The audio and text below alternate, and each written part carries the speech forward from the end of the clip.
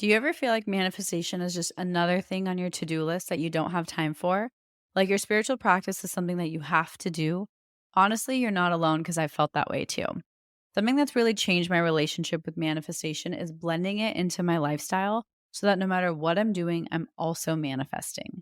I call this manifestation as a lifestyle, and it's single handedly made the entire manifestation journey more enjoyable for me. And I've seen my desires show up with a lot more ease. Manifesting as a lifestyle has made manifestation go from feeling like a task to something I just naturally do because it's who I am. If you'd like to learn more about this, I've created a step by step guide for you. I'll link it in my show notes so you can check it out. You're listening to the Affirmation Addict podcast with Pyle Corley. This podcast will teach you about the power of affirmations while making manifestation easy and accessible for you in order to enhance your spiritual consciousness. Thank you so much for being here, and now it's time to get started. Hi, everyone, and welcome back to another episode of the Affirmation Addict podcast. Today we are talking about one of my newly favorite subjects, which is an overflow of abundance. And abundance can mean money. It can mean whatever you want it to mean. But this episode is actually inspired by my fig trees. You've probably seen me posting about them on my social media.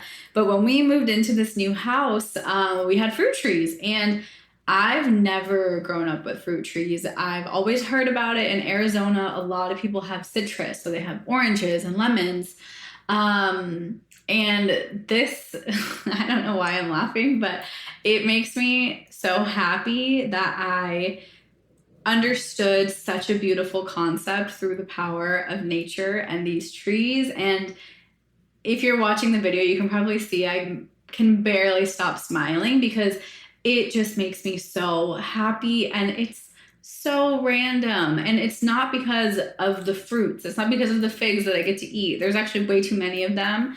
But it's about like the universal humor and just like the sheer fact that there is so much abundance. And the reason this is so funny is because one, we've never seen the fruit tree fruit. We've never seen the fig tree and how much fruit it provides. We never saw that. So a few weeks ago, a few weeks before the fig tree actually started producing fruit, I set an intention about this concept of overflow because I feel like I've always manifested from the lens of I know what I want, I know how much I need, and I will always have enough.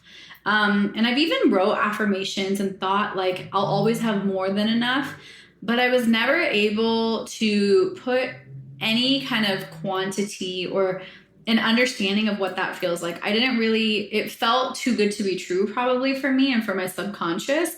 So I always have had enough. I've always had enough. I've never been in a state of lack. I've always made things work, but that's it. I've always had enough. And so I was like, well, what if I could have an overflow? What if I could have so much that I didn't even know what to do with it? And this was in terms of everything good, right? I am talking money. I'm talking joy. I'm talking people in my life. I'm talking ideas. I'm talking just everything. What if I could have an overflow? What if I can have an overflow of love? What if I can have an overflow of abundance? What if I could have an overflow of peace and joy? Like, what would that feel like? And the moment I asked myself that question, I felt a rush of expansion. So I knew it was kind of the terms I had been searching for. I was like, what if I had an overflow and more than enough of all the good things in my life, all things that make me feel happier? What if I had an overflow? And with that, the overflow started coming. And I wrote an affirmation. I think I wrote that. It is safe for me to have an overflow of all good things in my life, probably something along that line. And just a few weeks later, I kind of set it and forget it. And I was like, okay, I'm ready for whatever comes. I was living my life. I was living manifestation as a lifestyle. So this thought was ruminating and kind of circulating in my mind, but I wasn't forcing or doing anything to actively receive more than enough. I was just kind of exploring and playing with that idea. And then a few weeks after doing this, I don't even know the exact timeline, but our fig tree started producing like edible ripe figs. And first batch, big basket. Second batch, big basket. Third batch, even bigger and bigger. Like literally so many pounds of figs from one tree that I didn't even know that was possible. Like I was in absolute shock, and I was like, oh my God, this is the overflow. This is my physical kind of memory and evidence that overflow is possible. And we literally had so many figs that we didn't know what to do with them. So we gave so many away. And I know I'm talking a lot about these figs, and this is a money episode, but I swear I will get there. I kind of forgot. But these figs, we had so much more than I could even process, than we could even make jam. Like I had way too many, and that felt powerful.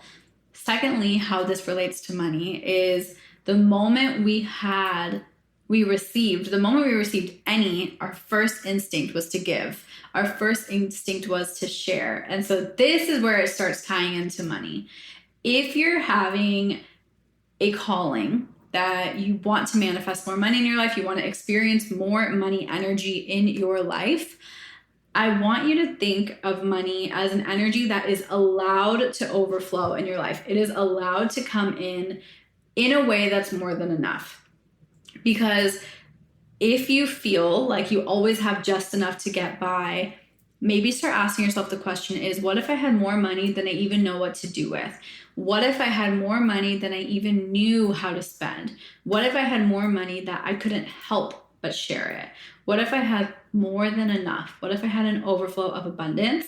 And asking yourself what that looks like, and asking the universe to show you, what does overflow look like? What does more than enough look like in my life? Ask for that support. Let the universe show you, because I did. And it now is a feeling that I know, because we always say, right, feel the feeling. However, if you don't necessarily know what that feels like, it can be hard. So now my fig trees to me are a symbol of an overflow of abundance.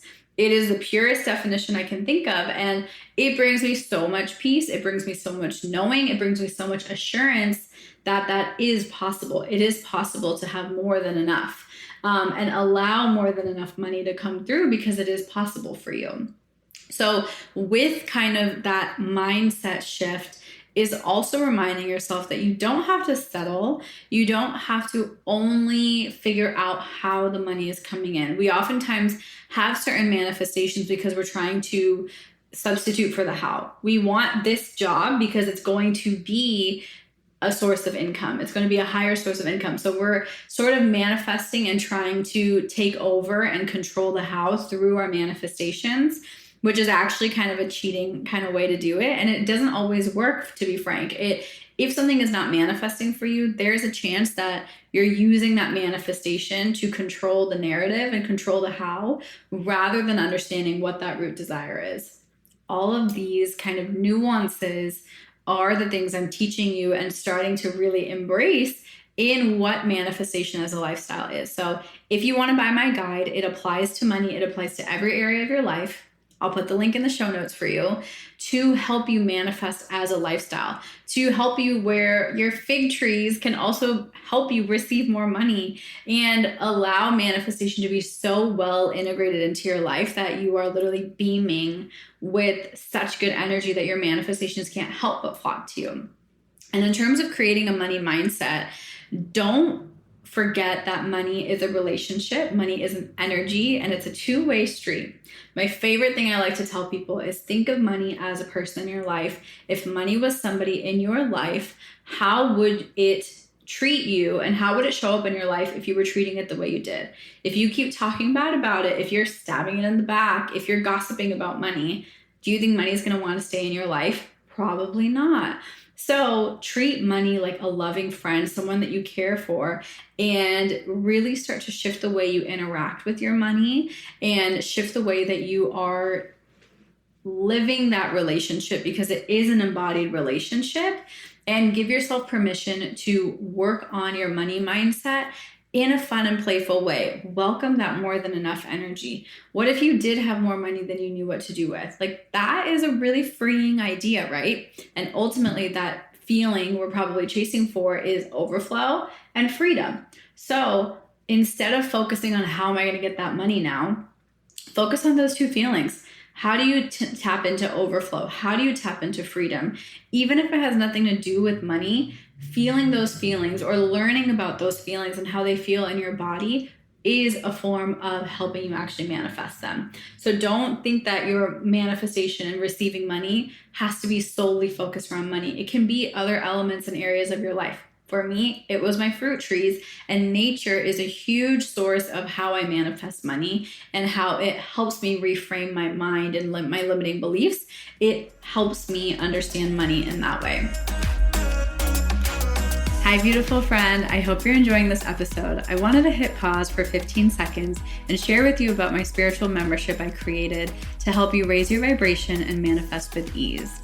I created Affirm It so you can have access to all, and I really mean all of the spiritual tools you need to step into your higher self and watch your dreams manifest with ease. If you're really ready to dive into your spirituality and connect with your highest self, I invite you to join the Affirm It membership. More details are in the show notes if you're interested. And now let's jump back in. And I know money energy is such a big topic, and a new concept I've been really playing with is, okay, we want to receive money, but then what? What happens after you get that money? Do you want to spend it? Do you want to save it? How do you want to spend it? So it's kind of getting comfortable and normalizing how money feels in your sphere, how money feels in your vibration. So an example is, for me, that was so interesting was with the moment I had so much, and actually the moment I received and it was just exciting to me, I wanted to share it. And if I think of how I use my money right now, I probably don't share as much as I could. I probably don't donate as much as I could. I do donate, but probably could do more.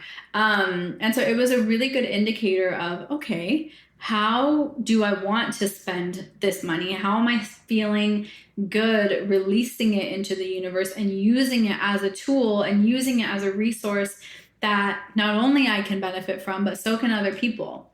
And you probably can see this about me, but having more money isn't for me about buying a designer bag or designer shoes, because honestly, that's just not who I am. What I would do with a lot of money is maybe buy a farm and plant flowers and grow a flower farm. Like, money is still a tool. It's a necessary resource that can create more experiences for us, but don't feel like you having money has to look a certain way. You don't have to fly first class. You don't need to buy a private jet. You don't need to buy a mansion.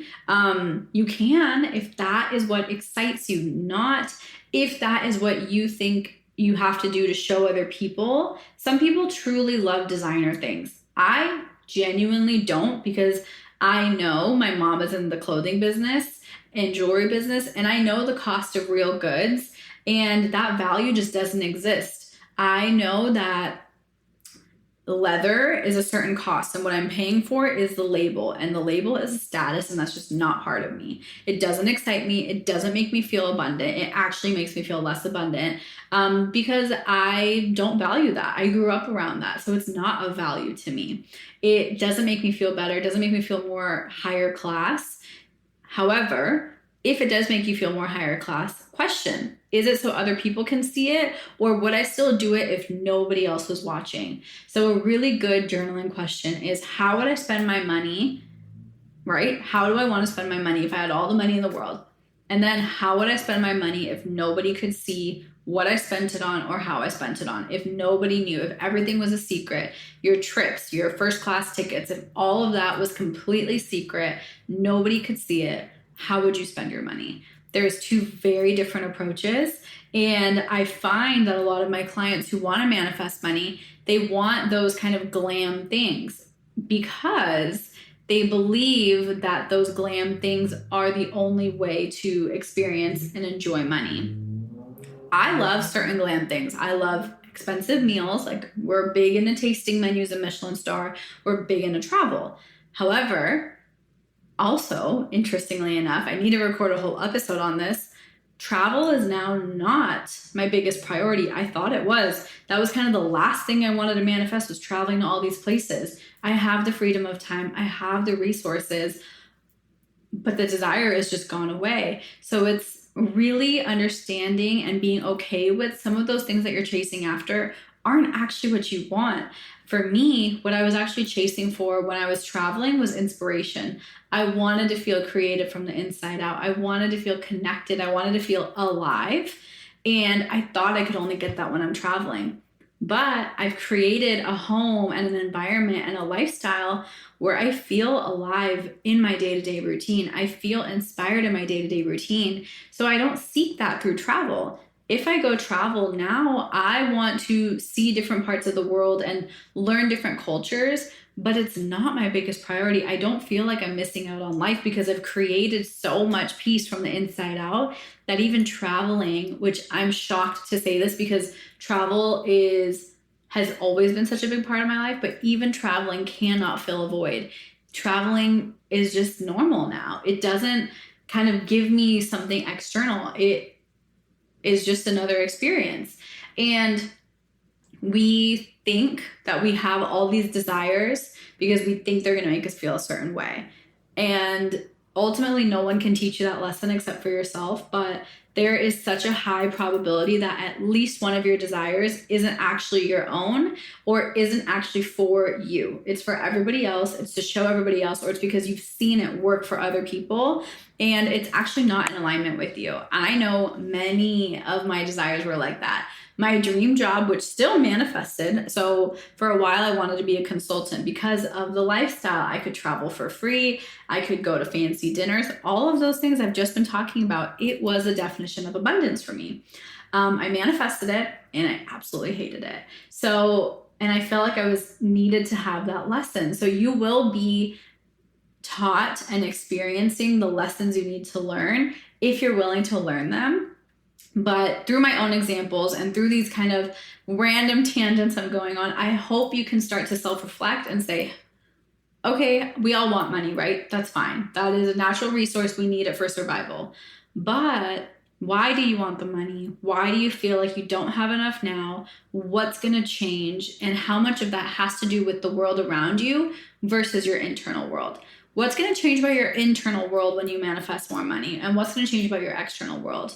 The internal stuff, the cool thing is you can do that now. Your internal world is self-created every moment. We just don't think that. We are used to looking at our outer world as validation for what our inner world is, but it's actually the opposite. Your inner world is up to you, and through your inner world, you create your outer world. So give yourself permission to look at money in that way. Look at money as an internal game, not the material game, not what can you purchase, what home can you buy, how much you can give to charity even, none of that. Look at money as how is it on the inside and what does it mean about me and what do I want it to change and how can I create that now? That is how you can start to create an excess and an overflow of money. I believe we're all worthy of it. I think there's more than enough for every single person to have more than enough money. And so give yourself permission to play with that and explore that. It's something that has really shifted for me in the past few weeks and months as I kind of started asking for that clarity. So I invite you to ask for that clarity and start to make those shifts and observe and be open to money being a little bit different than you thought it was. So I hope this episode was helpful. Also, at the end of the week, I will be having a Affirm It Express episode with my favorite money affirmations. So if money is a big topic in your life, make sure you tune in on Friday. They're under 5 minutes. And I will see you on Friday and we'll do some money affirmations together. So thank you for being here and I will see you on Friday. Bye. I love you. Thank you from the bottom of my heart for listening, and I hope you enjoyed today's episode. If this episode resonated with you, it would mean the world to me if you could rate and review the podcast and share it on your social media so I know to keep creating episodes that are inspiring you to manifest. I'm so genuinely grateful for the time we shared today, and I'd love for you to join the community by following @Affirmation Addict on Instagram. To continue diving into spirituality and manifestation, head over to my website, affirmation-addict.com. Until next time, I'm sending you so much love and so much healing energy.